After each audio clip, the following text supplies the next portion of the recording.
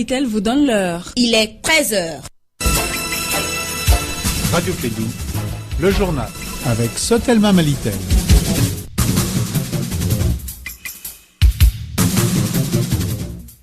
Il est 13h à Bélédougou, Kolokania, Badougou, Djoliba, Baraouli et dans la cité des Askia. Bienvenue dans cette édition. Les bilans de l'attaque contre les camps militaires de Boulkessi s'alourdit. 2 soldats maliens ont été retrouvés lors des opérations de ratissage des forces armées maliennes aux alentours du camp Fort 11 de Boulkessi. Les députés adoptent la loi des finances au titre de l'exercice 2019. 101 députés sont favorables, 12 contre et 9 abstentions. L'adoption de cette loi porte la modification de la loi des finances exercice 2019 doit permettre au gouvernement de faire face aux exigences communautaires. Et puis actualité internationale en Guinée, l'opposition appelle à manifester contre le 3e mandat d'Alpha Condé. Ce sont les titres de ce journal à Hunaba pour le développement.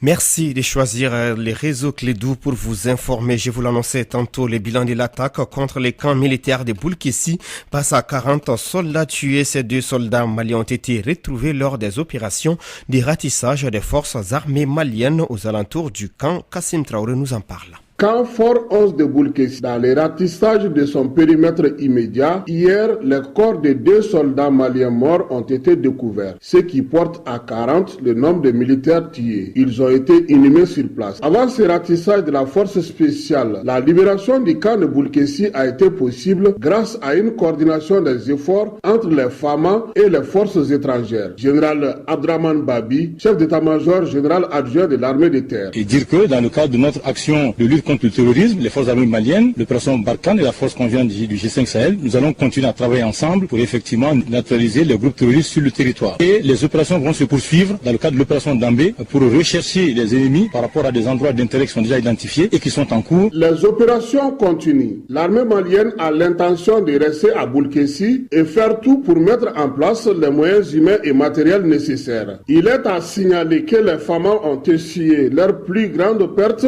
depuis des années dans les 2 attaques menées par des djihadistes le 30 septembre et le 1er octobre à Boulkessi et Mondoro, près de la frontière de Burkina Faso.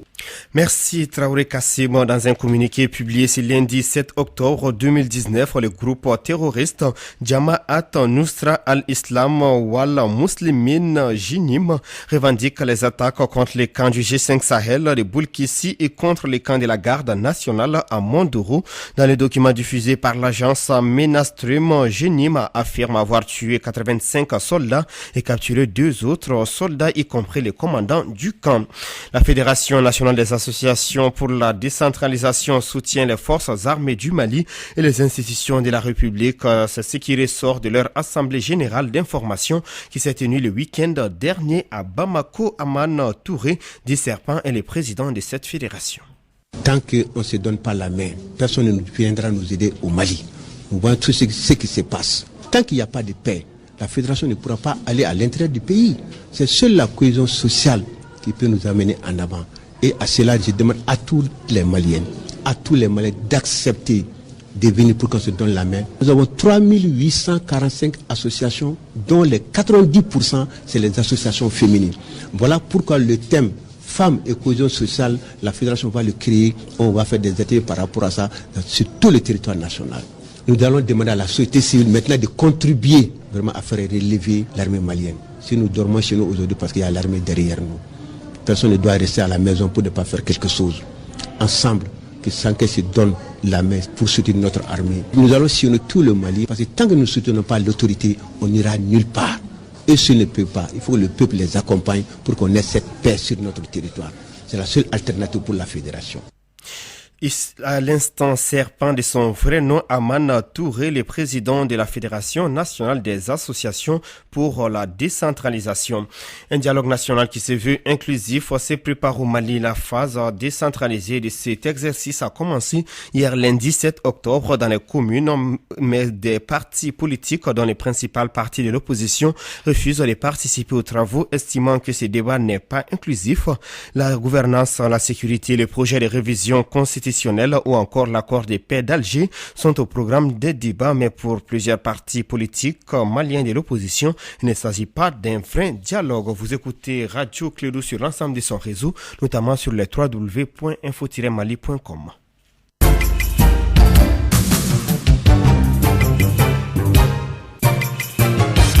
Il est 13h passé de 6 minutes en Guinée-Conakry. Nous abordons à présent l'actualité internationale avec moi dans ce studio, Étienne Niaré. Bonjour et bienvenue. Bonjour Arunaba, bonjour à tous. 7 mois après le crash d'un Boeing 737 MAX de la compagnie Ethiopian Airlines, un de ses anciens employés pointe l'entreprise du doigt. Son ancien ingénieur en chef a déposé une plainte contre Ethiopian Airlines le mois dernier devant la Federal Aviation Administration FAA, l'autorité de régulation aérienne américaine. Jonas Yasnu a compilé documents officiels et emails décrivant des manquements en tout genre, mécaniciens surmenés, employés sous-qualifiés ou pilotes épuisés. En Guinée, les responsables du Front national pour la défense de la Constitution se sont réunis lundi 7 octobre et ont appelé à des manifestations pour contrer les velléités du chef de l'État guinéen de se présenter pour un troisième mandat en 2020. Depuis que le chef de l'État a appelé les Guinéens à se préparer pour aller au référendum et aux élections législatives, l'heure est au rappel des troupes pour ses adversaires politiques. L'ONG Invisible Children dénonce plus de 300 attaques contre des civils dans le nord-est de la RDC et dans l'est de la Centrafrique depuis le début de l'année. Entre janvier et septembre 2019, selon son dernier rapport, 72 civils ont été tués et 265 autres enlevés. Merci Étienne Niaré, on vous voit bien à l'aise avec l'anglais. Vous écoutez Radio Clédou.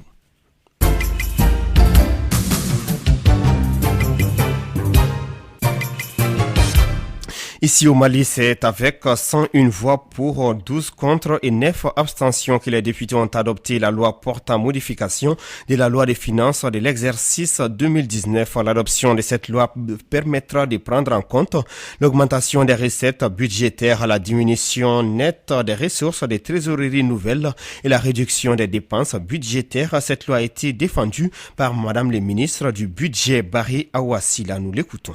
Nous sommes largement en deçà de notre capacité d'endettement réel. Les critères communautaires nous autorisent à aller jusqu'à 70% du PIB. Nous sommes à 37% aujourd'hui. Donc ça veut dire que nous avons largement, et nous sommes très modérément endettés. Maintenant, ce plafond, chaque année, nous sommes en programme avec le FMI. Nous nous mettons d'accord sur l'endettement maximum que nous pouvons contracter au cours d'une année donnée pour financer des projets. Il n'est pas question de privatiser ou de faire un plan social ou quoi que ce soit par rapport à EDM. Il y a une situation difficile qui a été constatée. La Banque mondiale nous a aidés à étudier cette situation de manière très très approfondie et détaillée, à faire des recommandations que nous avons examinées ensemble. Nous-mêmes, nous avons fait des recommandations. Il s'agit de mettre en œuvre ce plan qui a été construit. L'agriculture a toujours les 15% que le président de la République a décidé de leur octroyer pour développer le secteur dans notre pays. Il n'y a pas de remise en cause de cela. Nous sommes en hivernage. En hivernage, c'est difficile de travailler sur des routes. L'État n'a pas pris d'engagement nouveau par rapport à ça. Ce sont des projets qui existent déjà, pour lesquels les financements sont disponibles. Il y avait juste des retards par rapport à ça, et que ces retards vont pouvoir être comblés avec les engagements que nous avons pris. À l'instant, Barry Awassila, ministre délégué chargé du budget. L'adoption de cette loi portant modification de la loi des finances exercice 2019 doit permettre au gouvernement de faire face aux exigences communautaires comme les critères de convergence de l'UEMOA et de la CEDEAO. Abim Koumaré est le président de la commission des finances à l'Assemblée nationale. Nous l'écoutons. Par rapport au décaissement des budgets spéciaux d'investissement, financement extérieur, ils ont constaté qu'ils ont des difficultés à mobiliser ces dépenses-là. Donc, la meilleure des solutions pour eux, pour ne pas frustrer les partenaires techniques et financiers, c'est de voir comment il faut réduire la taille des dépenses. Mais d'autre part aussi, il y a eu de nouvelles recettes qui sont venues dans l'escarcelle. Par exemple, aujourd'hui, quand on a fait l'équilibre, nous avons constaté qu'il y a des recettes de 31 milliards 500 millions qui viennent en sus. Mais en dépenses, il y a une réduction de 94 milliards. Mais c'est ce qui a tiqué les honorables députés et qui a fait l'objet de beaucoup de débats aujourd'hui. C'est que sur les 94 milliards qui constituent la réduction des dépenses, il y a près de 25 milliards, c'est-à-dire 24 milliards 6, qui concerne les infrastructures routières. Donc à un moment où tous les Maliens se sont levés pour dénoncer cette situation d'infrastructures routières calamiteuses, ce n'est pas le moment de réduire des ressources dans ce sens. À l'instant, Abim Koumaré, le président de la commission des finances à l'Assemblée nationale du Mali, sans transition, un mot des sports pour terminer ces journaux. Coupe de l'Union des fédérations ouest-africaines, IFOA 2019 au Sénégal. Ce soir, la Côte d'Ivoire affronte les Ghana en demi-finale à partir des 20h. Notre demi-finale oppose demain mercredi les Mali au Sénégal. Retrouvez toute l'actualité sportive juste après cette édition dans votre magazine des sports en langue nationale. Bambara, il est 13h passé les 12 minutes dans le studio d'Elibaba Sissoko de Radio Klidou. C'est tout pour cette édition qui a été réalisée par Bibata Mamoutou, représentation Arunaba, avec la complicité technique des Fatoufal. Bonne suite des programmes sur Radio Klidou.